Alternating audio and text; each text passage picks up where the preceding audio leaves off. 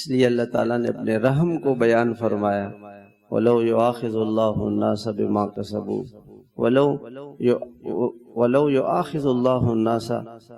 يُؤَاخِذُ اللَّهُ النَّاسَ بِمَا كَسَبُوا، اگر اللہ تعالیٰ انسانوں کو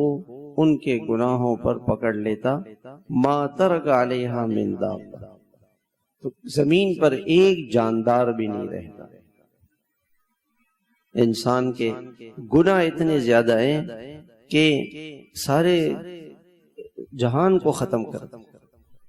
کرم ہے، اس کا فضل ہے، اس کا رحم ہے۔ حدیث میں آتا ہے کہ اللہ تعالیٰ فرشتوں سے کہتے ہیں کہ جاؤ فلاں بستی نے تو اتنے گناہ کر لیے، ان کے اوپر عذاب لے آؤ، ہلاک کرو۔ فرشتے آتے ہیں، وہ کہتے ہیں کہ یا اللہ، کچھ لوگ ایسے ہیں جو صبح اٹھ کر استغفار کرتے ہیں اور تیرے گھروں میں جاتے ہیں، اللہ کہتے ہیں چلو ان کی برکت سے چھوڑ دو، کی برکت سے ان کو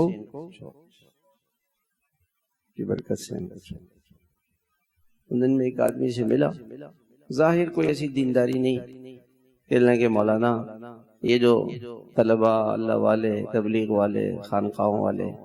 یہ لوگ بیٹھ کے اللہ اللہ کرتے ہیں، اللہ کے سامنے روتے ہیں، دعائیں کرتے ہیں، ہم ان کی برکت سے بچے ہوئے، ہم نے کوئی کسر نہیں چھوڑی ہے گناہوں، ہم نے تو کوئی کسر نہیں چھوڑی۔ تو کتنی مشکل انسان پر آ جائے